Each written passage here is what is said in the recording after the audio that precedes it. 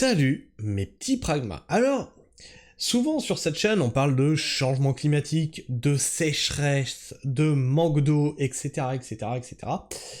Et ça crée le débat dans les commentaires, parce qu'il y a ceux qui... Oui, effectivement, il y a un changement climatique, et ceux qui ne sont pas d'accord avec le changement climatique, remettent ça sur le dos des chemtrails, mettent ça sur la géo-ingénierie, etc. etc. Très, très intéressant de lire tout ce qu'il y a à lire. Et souvent on me dit, oui mais attention, tu tapes un peu trop sur les complotistes. Alors non, j'aimerais qu'on mette ça tout de suite bien au clair sur les complotistes. Je ne tape pas sur les complotistes, puisque d'une certaine manière je ne suis pas vacciné, donc je serais un complotiste, d'accord? Moi, sur les complotistes sur lesquels je tape, c'est les complotistes qui sont convaincus, et qui viennent sur la chaîne faire du prosélytisme, pour faire adhérer à leur religion.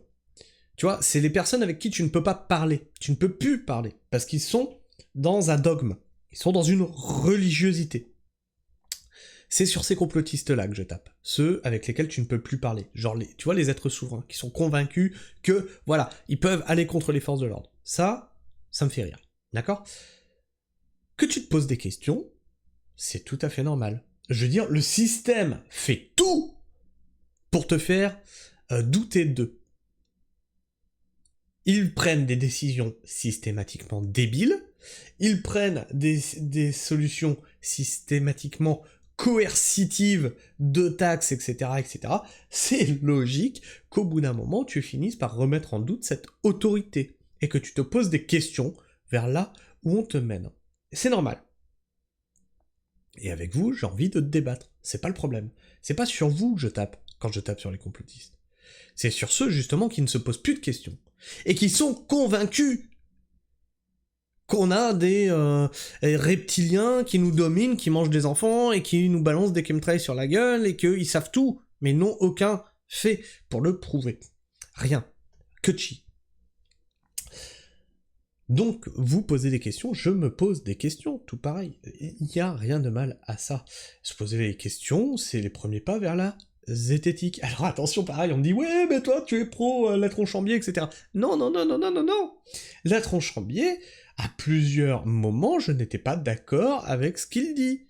Ce n'est pas un gourou, ce n'est pas un maître à penser, et ça devrait être un warning. À partir du moment où tu es en accord complet tout le temps avec ce que quelqu'un te dit, attention, tu es peut-être en voie de gouroutisation. Un maître à penser, c'est jamais bon. Tu peux être en désaccord avec une partie du discours et en accord avec une autre partie du discours.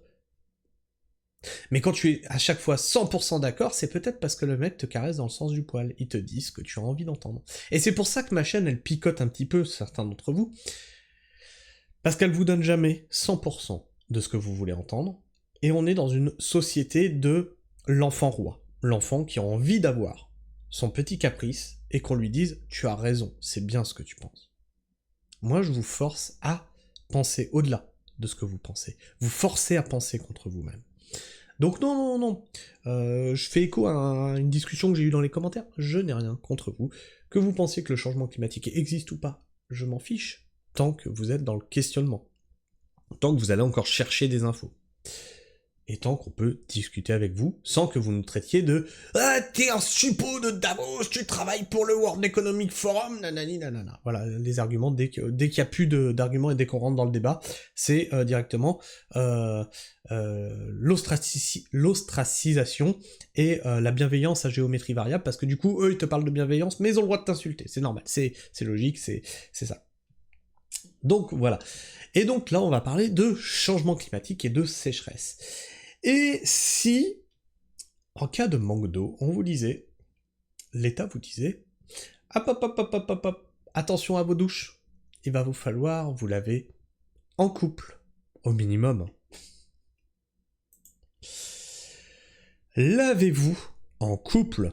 En Colombie, le phénomène climatique El Niño, alors celui-là on peut pas le nier, hein, c'est un phénomène qui existe, hein, il est référencé depuis longtemps, mais les autorités osent aboient.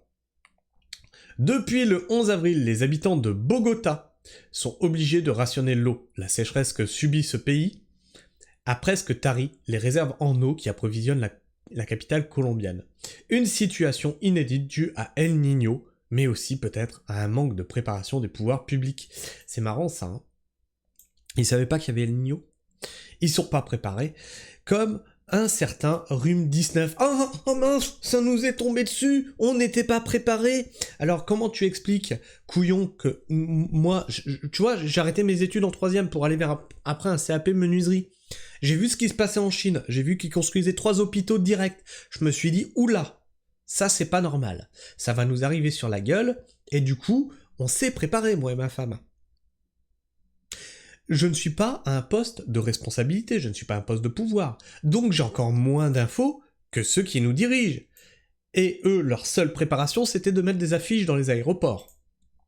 Comment se fait-il que tous les gouvernements, quelle que soit la merde, ne sont jamais préparés, se font prendre par surprise? Ce n'est juste pas normal. Gouverner, c'est prévoir, hein. À Bogota, l'eau vient à manquer. La capitale colombienne traverse une sécheresse inédite depuis quelques semaines, tant et si bien que les pouvoirs publics ont décidé de rationner, dès ce 11 avril, l'eau pour tout le monde, y compris pour les particuliers, rapporte le média local Info BA. La métropole, qui compte près de 10 millions de personnes, a été divisée en 9 zones distinctes. L'approvisionnement en eau courante sera coupé pendant 24 heures, dans chacun de ces secteurs, un par un. Bogota n'avait pas eu à mettre cela en place depuis 1980. Les réservoirs d'eau potable ont vu leur niveau drastiquement baisser ces dernières semaines. Situés dans le parc naturel de Chingaza, à l'est de la ville, ces réservoirs fournissent 70% de l'eau qui transite par Bogota. Mais aujourd'hui, leur niveau n'a jamais été aussi bas. Selon les autorités, ils ne sont remplis qu'à 16% de leur capacité. Entre changement climatique et inaction politique. Voilà, là il y a un problème. Inaction politique. Les Colombiens cherchent les responsables. Cette sécheresse, autant le changement climatique, t'y peux rien, il te tombe sur la gueule, ok, tu peux pas lutter contre. Mais ça, que les politiciens ne s'y soient pas préparés, c'est criminel. Les Colombiens cherchent les responsables. Cette sécheresse d'ampleur est due à plusieurs phénomènes climatiques. Il n'a pas plu de manière considérable en Colombie depuis juin 2023. Les quelques averses qui se sont déversées sur le pays d'Amérique du Sud n'ont pas suffi à remplir les réservoirs d'eau. Les températures ont également été très élevées, entraînant de graves incendies. El Niño est également pointé du doigt pour expliquer cette sécheresse intense, ce phénomène climatique qui commence par une augmentation des températures de l'eau dans le Pacifique Sud, entraîne des dérèglements intenses du climat partout dans le monde, et notamment en Amérique du Sud. Pour certains observateurs, cependant, faire une corrélation directe entre l'épisode El Niño et le manque drastique d'eau dans la capitale colombienne est hypocrite. Pour Omar Orestegui, directeur du laboratoire du gouvernement de l'Université de la Sabana, les conséquences du phénomène climatique étaient prévisibles. Le problème est que nous faisons rien pour améliorer la collecte, la gestion et la réutilisation de l'eau. Nous n'avons pas appris à gérer l'eau.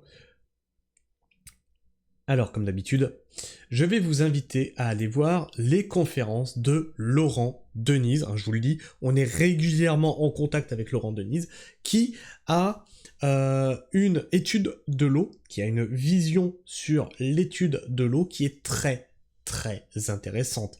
Et là, on voit que nous n'avons pas appris à gérer l'eau. Qu'est-ce que vous attendez pour vous diriger vers des spécialistes de la gestion de l'eau qui vous diront que les villes, c'est une putain de grosse merde pour gérer l'eau, que arracher les arbres, c'est une putain de grosse merde pour gérer l'eau, que d'avoir des déserts noirs, les déserts noirs, ce sont les villes qui non seulement ne font pas infiltrer l'eau dans le sol, mais en plus sont un puits de chaleur, parce que le noir attire la chaleur et la restitue dans son environnement, c'est une merde pour la gestion de l'eau. Que les déserts bruns, c'est les champs, une fois qu'ils sont récoltés, pareil, ils font comme les villes, en moins important quand même, mais ils accumulent de la chaleur, et ils laissent moins pénétrer l'eau qu'une forêt par exemple. Alors une forêt, parlons-en, par rapport à un champ. C'est un rapport de...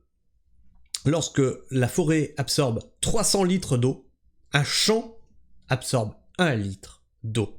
On est sur un rapport de 1 pour 300. Où sont passés les haies? Pourquoi on ne remet pas, comme le dit Laurent Denise, pourquoi on ne remet pas un couvert végétal vert qui va créer de l'évapotranspiration après récolte? Non, on laisse ça en désert. dans l'une des régions du monde où les précipitations annuelles sont les plus élevées, dénonce-t-il dans une tribune publiée dans El Tiempo. Tiens, exemple, nous on récolte. Quand on récolte, qu'est-ce qu'on fait? Et qu'il n'y a plus de culture à mettre derrière, on laisse la nature reprendre ses droits. Alors oui, certaines zones de notre terrain peuvent paraître être une friche.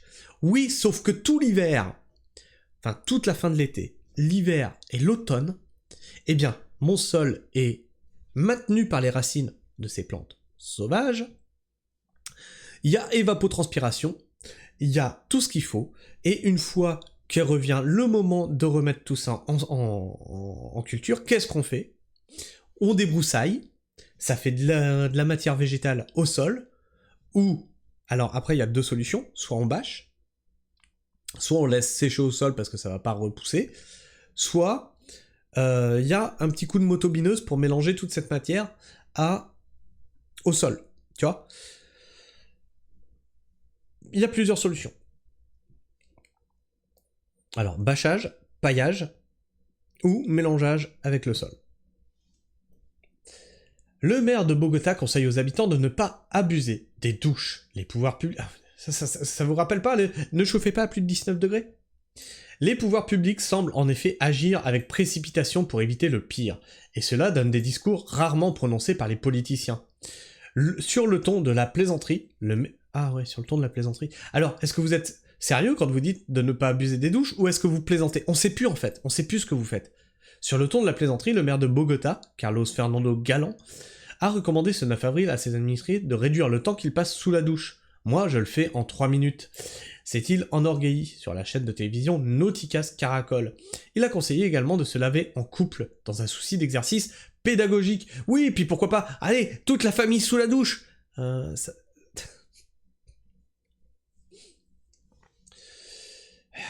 Oh putain. Et il faut vous réapprendre les choses dans les villes. Alors moi, quand j'étais gamin, on avait le droit à une douche par semaine. Oh merde! Mais t'étais un gros crado! Non. La douche se faisait le dimanche. Le reste du temps, un grand toilette, un lavabo, du savon, et hop! Et si, il y avait aussi le coup de ma mère prenait une bassine d'eau pour nous laver les cheveux. Et on était dans les années 90! Dans les années 90, on n'avait pas de problème de flotte pourtant à ce moment-là. Et on était propre. T'as pas besoin d'une douche tous les jours. Le grand toilette, c'est magique, tu te débarbouilles avec. Alors pour des travails comme le nôtre, là actuellement, on est plus sur une douche journalière, hein, parce que quand tu débroussailles toute la journée, quand tu travailles le sol et que t'as de la poussière plein la gueule, effectivement, là t'as besoin d'un peu plus d'hygiène, oui, mais quand tu as un gamin, ça va bien, oui. Et quand tu travailles en ville, t'es dans un bureau. Ou encore de ne pas se laver si l'on n'a pas prévu de sortir de chez soi. Ces conseils qui pourraient paraître risibles, mais que les pouvoirs publics souhaitent véritablement véhiculer, doivent permettre de traverser la crise. Mais comme le rapport La Repubblica, d'autres régions de Colombie autour de Santander et de Medellín, ou encore sur la côte pacifique, vivent également une période très sèche et pourraient elles aussi se voir rationnées en eau. Enfin, bref, mes petits pragmas, qu'est-ce que vous pensez de tout ça? Partage-moi ton avis et ton opinion dans l'espace commentaire, débattez-en entre vous, dans le respect mutuel, attention, la modération veille. Et puis bien sûr, comme d'habitude, hein, tu connais la musique, hop, c'est par ici, hop, ici, là, tu t'abonnes, tu vérifies que tu es toujours bien abonné, parce que YouTube s'amuse encore à en désabonner certains d'entre vous. Et puis bien sûr, tu cloches, tu likes, tu partages, c'est très important si tu aimes mon contenu, de le partager avec autrui, ça permet d'être mieux référencé par ces algorithmes que sont YouTube. Et puis si tu veux soutenir la chaîne d'une autre manière, tu peux le faire directement en commentaire, avec le don merci, hein, le petit cœur avec la croix dedans, ça m'enverra ton commentaire directement en notification sur mon téléphone portable. Ou ça s'appelle Super Thanks sur YouTube, ou tu peux le faire directement sur ma page Tipeee, et je t'en remercie. Sur ce, moi je vous fais la bise, prenez soin du sol, et restez pragmatiques. Ciao.